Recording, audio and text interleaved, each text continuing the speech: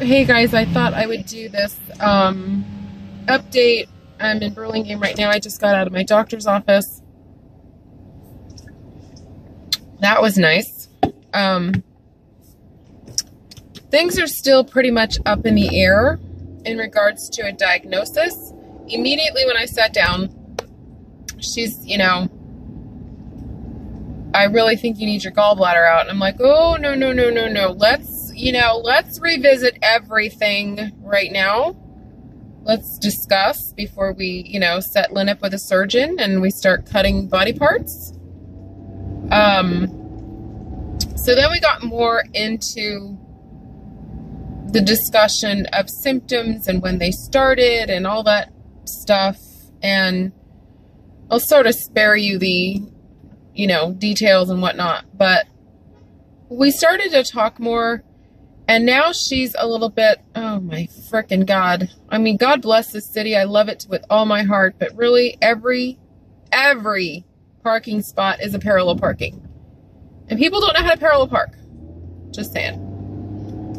I'm totally going the wrong way. So, she feels it could potentially be diverticulitis. And I'm very, very familiar with that disease because my mom had it. Oh my God. And people just walk and there's no crosswalks. Oh my God. Lunch people, idiots. Oh my God. I mean, I miss it with every ounce of my being, but I don't miss stupid people. Anyways. So you can Google diverticulitis. I'm not going to get into what the symptoms are, what it is, but I am very, very, very, very familiar with it. Oh my God. And another crosser. Sorry. And, come on. Oh my God. Help me, Jesus. Get me out of here. So, she gave me a specific diet guideline. And maybe I'll do a video about that. It's called a FOB. I think it's FOB diet or something similar to that. I don't know. I have to check the email. I'm going to print out the bad stuff and the good stuff. And just because, I love and adore plums, watermelon, strawberries, that's on the bad list. My favorite yogurt in the entire world is on the bad list. Milk, if I choose to have some, is on the bad list. So, I mean, it can go on and on and on and on and on. So, last night, I had made vegetable soup for dinner. And I mean, it was chocked full of vegetables. It was bone broth. It was water and bone broth. I used no seasonings other than salt and pepper. I was miserable after I ate it. Oh my God. Sorry. Just miserable. My pain was back up to an 8. And I was like, oh God, help me. So no more soup for me. Half of those items in the soup were on the bad list. So what she suggested, we're just going to kind of take it day by day. And I mean, I'm still in pain. Don't think I'm not. Just because I put on a happy face, I have a high pain tolerance. I'm still in pain. I'm still uncomfortable. I feel like, I'm just wearing yoga pants and I feel like I'm wearing a rubber band around my waist. So she suggested to get some knockoff Metamucil. And wait for it, there's a better story coming with all this. And to take some celery, which I have at home, and I normally don't have it at home, but I have it at home because of the soup, to blend it with water. Thank God I have a Vitamix. And make a celery juice because it will take a lot of the acid out of the stomach. And it's just all in all a healthy drink for you. That it has properties that blah, blah, blah. But this is the only me story I have for today for you guys. I want to say 2 weeks ago, give or take, I was eating plums like crazy because my tree was giving them off so much, and I love them. They were Santa Rosa plums. They're really super delicious, and I wasn't paying attention. I don't know where I did this. I mean, I think I was walking in my backyard. I don't think I was walking the dogs eating a plum, but I don't know, you know me. I think I was just so into it and I wasn't paying attention. I swallowed said plum seed. Okay, like, it isn't a cherry seed, okay? It's a plum seed. Like, you know, considerable. So once she heard that, I was like, you know, I meant to mention this in the ER, but I didn't because I was just not myself and I was completely out of it. I actually swallowed a plum seed, and her eyes got all big. She goes, how did you do that? I go, I don't know. I just took a bite and I didn't spit it out and I swallowed it. So she got to thinking too, just like me, potentially maybe it's stuck in there and it's irritating the side pain problem. I don't know. You know, I don't know. We're just, you know, we're just trying to figure this out. But, you know, again, once she heard that, she was like, oh, you know, she laughed, and I'm like, I know, only me. And she's like, honey, it's fine. And I'm like, I know, but it's not a cherry seed. It's not, you know, an orange seed. It's a plum seed. And for those of you that don't know, and I'm not saying I have it, plum seeds contain cyanide. So if you eat them or swallow them in abundance, you'll die. But I only had one. I'm very careful, and as of now, like I said, plums are on the bad list, and I only have, I think, one at the house I'm gonna have to throw out. I'm gonna have to, like, my car's sounding funny.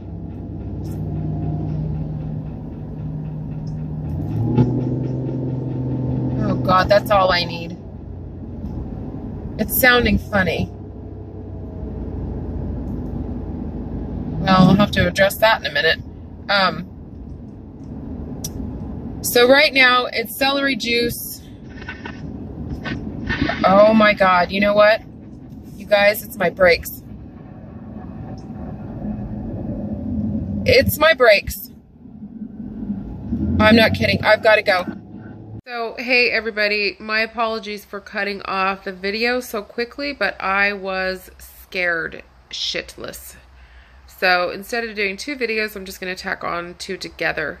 So obviously I'm safe. Obviously I'm back home. However, I hadn't heard this sound grinding. You could feel and hear every time I braked. There was something going on. Plus, back in April, when I got the new tires, or let's put it this way, when I had to get the new tires, I was told the front brakes needed to be replaced, or just keep an eye on them or keep an ear out for them. Yeah. So today was the day where I heard there's a problem. I prayed to God so hard that I was able to get home safely. And then, you know, your first immediate thing you think of, please don't fight, is I can't stay home. I don't feel well. I have no idea how I'm going to get back. I really don't do Uber. I deleted that app a long time ago. Not that I can't put it back on. But, so I ran over to my neighbor's house, my grandma Judy, my surrogate mom, my surrogate grandma. And thankfully, everything works out for a reason. She's off today, tomorrow, and Friday. She works Mondays and Tuesdays. So, long story short, I took my car over to Big O Tires where I got my car tires. And I'm already in the system. They do really good work. They do really competitive pricing. Like, I didn't feel screwed getting the tires. They already had my information. She was like right on top of it. The customer service person, she knew exactly what I needed. Gave me an estimate on the phone before I even took the car in. And she gave me another phone call, and the estimate was accurate. So my neighbor brought me back home. Not only are the brakes bad, they were metal on metal, but the, something else.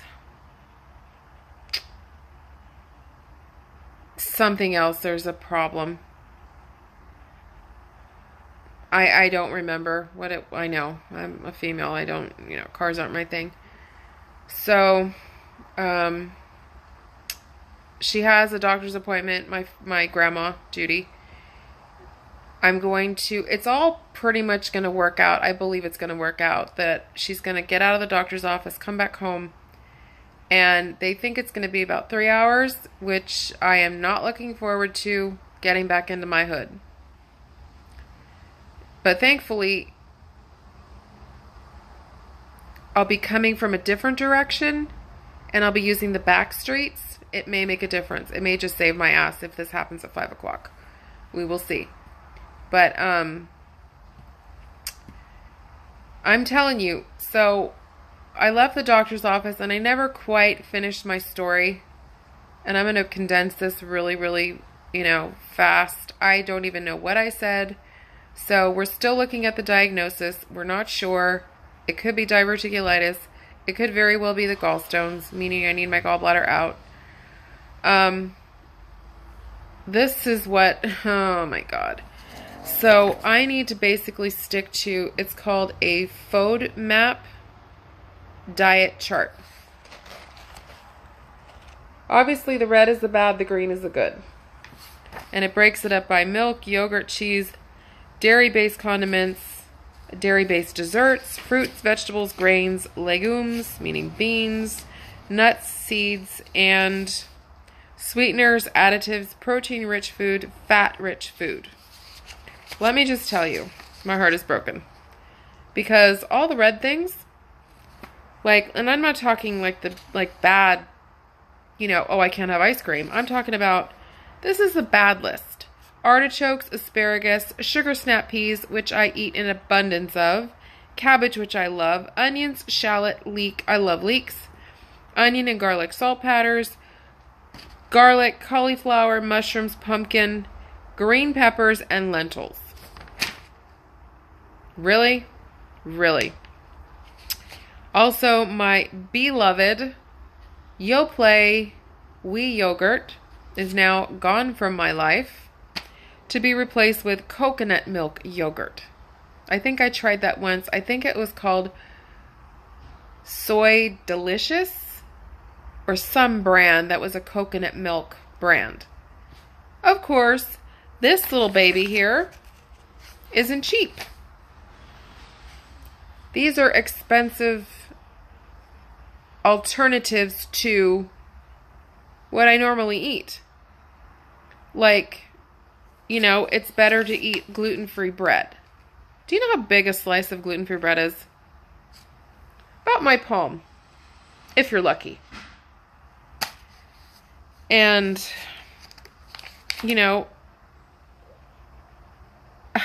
fruit.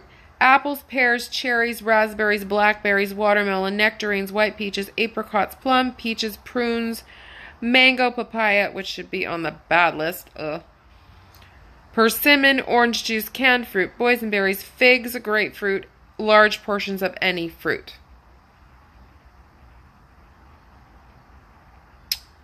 Yeah. So I'm left with a very low amount of fruit that I can eat, and vegetables that I can eat, grains that I could eat. Basically no wheat, no rye, barley, large quantities. I can have brown rice, oats, oat bran, quinoa, corn, gluten-free bread, cereals, pastas. It's a hot mess. It's a hot mess. And I need to try to make myself feel better and be better. And hopefully once she gets the lab results, which I'm not sure I even told you anything about, the hospital 5 days later hasn't sent her, they sent her the report, but they haven't sent her the scans. They have a report of their own. So, you know, and then she, like I said, I remember saying this, you know, the plum seed that I ate, the plum pit, could very well be a part of this, as strange as that may sound. I think it sounds odd. But we'll see. So, right now, I am just trying to chill, trying to decompress, and wait for news about my car. The brakes are working on right now. I just wish I could remember what the other issue was. An alternator? I mean, yes, I know there's an alternator. I just don't know if that's the right thing. Because when he took the car out for a drive, something about turning. So, I don't know. So, when I say I can't make this shit up, I can't make this shit up. This is my life. This is why life is completely out of control and stressful. And I never seem to catch a break. And I know everybody's going through problems. But I'm already physically sick. Already physically not feeling well. That I just wanted to come home and relax. And decompress. Not have to run around like a fool. And now have no car. And I'm praying to God that they don't keep the car. But, you know, I have made a decision. As soon as I can get back on the mend, I have to buy a new car. There's not even a question. It's a 13-year-old car. I love it more than life itself. It means everything in the world to me. As I said before, my dad bought it for me. I love it. I love the shape of it. I love how it rides. I love how the girls love it. That car holds so many memories. So many memories. And for me to give that up, it's heart-wrenching. But I have to be a realist. I have to be strong. And I have to do what I need to do to improve my life and to make sure we're all safe. So, we'll see how things go. But I can't and I won't. After this last time, I will not put any more money into that car. Right now, I guess it would be good for the tires could come off and be resold. Not me, somebody else. You know, parts could come off. You know, maybe the new brakes could come off. But I mean, the car is worth nothing. It's more, it is all priceless to me versus monetary. It's just, it's priceless. But I also know I have to keep myself safe. And that was part of, you know, it was part of the plan when I knew I had to move. And I knew I'd have the money. But, you know, there are other things I want to do with $20,000 to $25,000. Because I want a specific type of car. I want a smaller SUV or a small SUV. That's what I like. That's what I'm used to. So if anybody out there, this is something I've never asked, either has or knows somebody that has an EconoSport, Ford EconoSport. Oh no, scratch that, Ford EcoSport. I always say it wrong. So a Ford EcoSport, please comment below, or please send me a message, or please send me an email. I want to know your thoughts, because that's what I'm looking at. Or either a Ford Escape, which I currently have, which I don't detest the shape like I used to. I'm sort of learning to appreciate it. My heart is in a Ford Edge. It's always been in a Ford Edge. It's going to be a minute, but I need... Kate, Kamiley, don't lick. As much advice, as much input as you guys could possibly give me. If anybody does own a Ford Edge or a Ford Escape newer, excuse me, pros and cons, again, please comment below. Or again, if you know of anybody that has the EcoSport, or if you personally have one, please, details, need them quickly. Yeah, that's about it. So I'm going to go right now and put the phone back on the charger, call my neighbor who's been bothering me to no end, get him off my ass, and take care. Keep the prayers coming. Thank you. Bye.